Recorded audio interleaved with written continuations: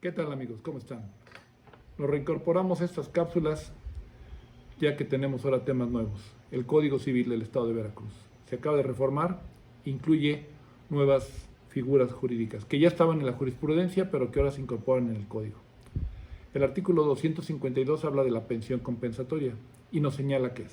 Dice, la pensión compensatoria es un deber asistencial y resarcitorio derivado del desequilibrio económico que puede presentarse entre los cónyuges o concubinos al momento de disolverse el vínculo correspondiente, al colocar a una de las partes en una situación de desventaja económica que incida en su capacidad para hacerse de los medios suficientes para sufragar sus necesidades y que le impidan el acceso a un nivel de vida adecuado.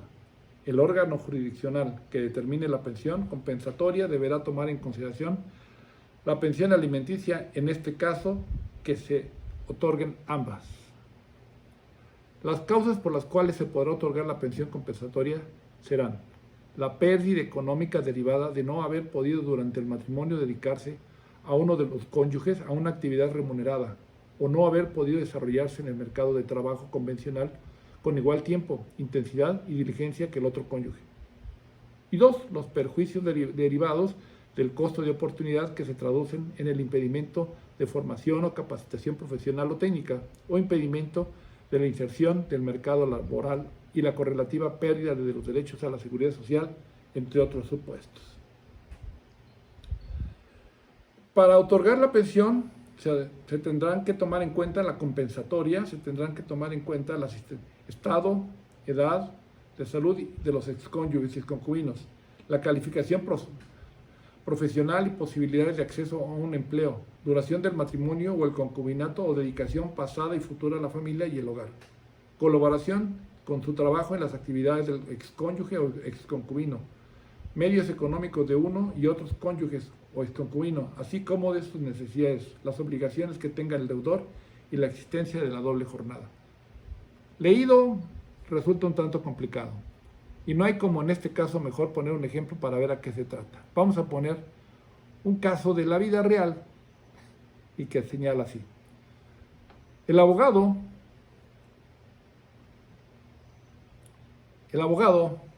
de la mujer reclama para ella el 50% de la venta de la casa, propiedad de los dos cónyuges, así como una pensión de por vida por la cantidad de 5,000 pesos, que según enumera será para cubrir los gastos de electricidad, teléfono y una pequeña lista de gastos mensuales.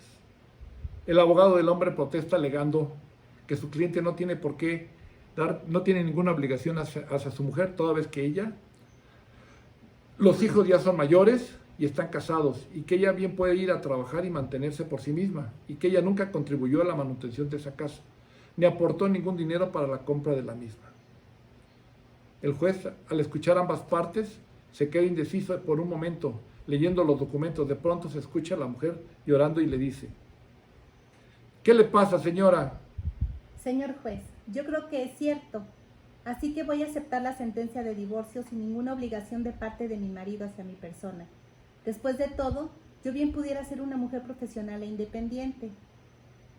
¿Y por qué usted se convirtió en una mujer, no se convirtió en una mujer profesional independiente? ¿Hay alguna razón que se lo hubiera impedido? Realmente, señor juez, no había ninguna. Fueron decisiones tomadas por mí voluntariamente. ¿Me pudiera ser más explícita y enumerar las razones que usted tuvo para no desarrollarse?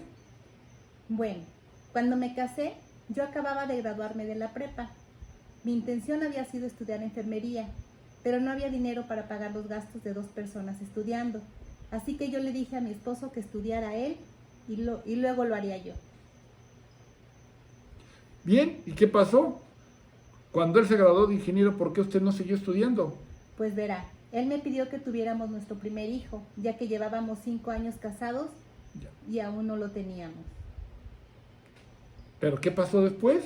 Nada, el niño nació, él no quería que el niño fuera a ser cuidado por personas extrañas, y yo entendí que él tenía razón, que con lo que él ganaba nos podíamos remediar, ya que él ganaba muy buen sueldo. Así que decidí quedarme en la casa con nuestro hijo. ¿Y qué sucedió luego? Cuando el niño creció, ¿por qué no fue a estudiar otra vez? Nada, que ya para entonces tenía 2 hijos más. ¿Dos más? Sí, es que usted verá. Cuando tuvimos el primer hijo, mi esposo me dijo que deberíamos tener un segundo para que el niño no se quedara sin hermanos. Así que tuvimos el segundo 3 años después, pero era otro varón. ¿Y eso qué tenía que ver? No, no había ningún problema, estábamos muy felices, pero mi esposo me dijo que para que la felicidad fuera completa deberíamos tratar de tener una niña. ¿Y? Pues cuando el segundo hijo tenía ya 4 años, quedé embarazada y tuve a la niña. ¿Y entonces por qué no estudió cuando ella creció? Porque no había quien llevara al mayor a las prácticas de pelota, ni los llevara a la escuela, pues el autobús los dejaba muy lejos de la casa. Temiendo por su seguridad, mi esposo y yo decidimos que yo los llevaría a la escuela y les recogería. Así las cosas, dejaba al mayor en la secundaria, seguía con el segundo para la escuela primaria y regresaba a la casa con la niña a preparar todo para la tarde.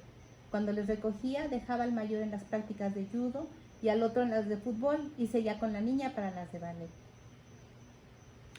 Entonces, ¿siguió usted posponiendo su educación? Sí, señor juez, lo hice de propia voluntad. Y cuando sus 3 hijos se fueron independizando, ¿por qué no regresó a la universidad? Para entonces, la madre de mi esposo había enviudado. Se enfermó y necesitaba de alguien que la cuidara. Así que hablamos del asunto y llegamos a la conclusión de que no la íbamos a poner en un asilo, sino que la traeríamos a vivir con nosotros, ya que los hijos estaban fuera. ¿Y cuánto duró esa etapa? Bueno, unos 6 años. Ella tenía Alzheimer y como la cuidábamos tan bien, pues su decadencia no fue rápida, se tomó bastante. De hecho, murió de un infarto, después que llegamos del paseo que todas las mañanas dábamos por el barrio. Usted sabe, a ella le encantaba darle de comer a las palomas en el parque. Y mientras tanto, quiero decir, durante todos esos años, ¿había alguien que le ayudara? ¿Ayudarme? ¿A qué? Pues a limpiar la casa, cocinar, quiero decir, las labores normales de un hogar. No, realmente mi esposo ganaba muy buen sueldo, pero figúrese, eran 3 hijos que criar, educar. El costo de la vida cada vez subía más, yo trataba de ahorrar, pero... ¿Y usted ahorraba? Pues en lugar de llevar la ropa a la lavandería, yo lavaba en casa, planchaba la ropa de mi esposo y los muchachos, arreglaba el jardín. Esto era lo que me costaba más esfuerzo, pues yo tengo problemas de la columna.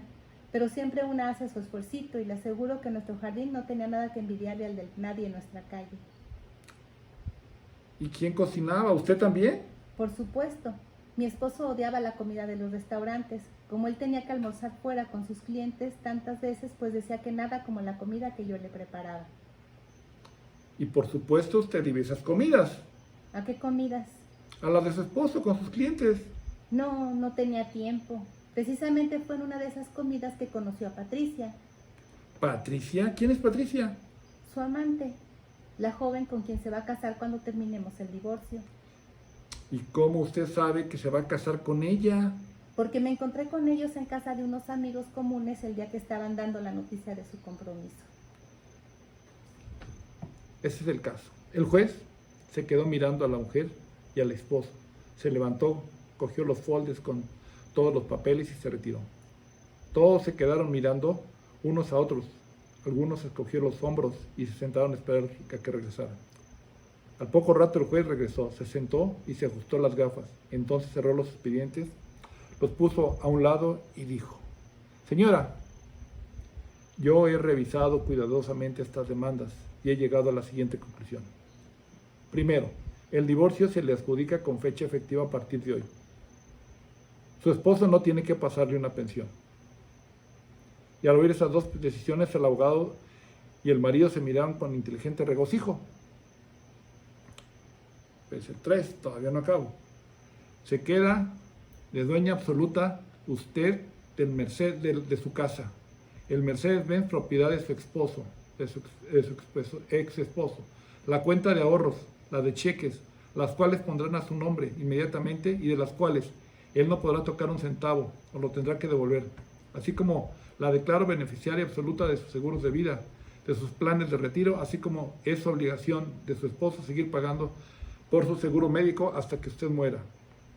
Mi decisión se basa en que sumando los sueldos que como manejadora, cocinera, chofer, servicios de lavandería y de cocina y jardinería, enfermería, usted prestó a su esposo, incluyendo sus hijos y suegra, Esta decisión será apenas una retribución parcial de salarios retenida por los 26 años de servicio ininterrumpidos que usted ha prestado. Como hay que ser objetivos, sabemos que su esposo no podrá cumplimentar esa deuda, de ahí que la pague lo que sí, de ahí que pague lo que, si bien no es suficiente, será relativamente justo. En adición, él pagará por sus gastos de educación, transportación y libros, y si usted decide regresar a la universidad o estudiar, que se los tenga que pagar. He dicho. Vean esta resolución, este tema es una carta que está circulada mucho, pero que tiene mucho que ver con la pensión compensatoria. Con esta se ejemplifica todo lo que es el tema del resarcimiento. Una mujer que se dedicó a las labores del hogar y no pudo hacerse de los bienes suficientes. No tuvo la oportunidad de desarrollarse y termina el matrimonio y queda en un estado de desequilibrio con relación con el marido. Y aquí es precisamente, la resarcitoria es precisamente el tiempo que duró el matrimonio, se lo tendrá que pagar con un salario, más o menos, en el sentido de que el trabajo no remunerado en el hogar sea compensado por el tiempo que duró el mismo. También aquí se le da que tiene derecho a los seguros. Y esto resulta justo, porque si el señor se pudo dedicar a su trabajo y desarrollarse y adquirir por ahí una prestación, pues esta prestación le debe de compensar también a la señora. Entonces, por ahí se viene una retribución, es justa. En ese contexto, todo esto que aunque parezca que fue, en esencia es una carta que se maneja como broma, no es más que un caso de la vida real. Así se presenta en la gran mayoría de los casos. Y esto quiere decir, estas son las pensiones resarcitorias. Después veremos lo que son una pensión asistencial.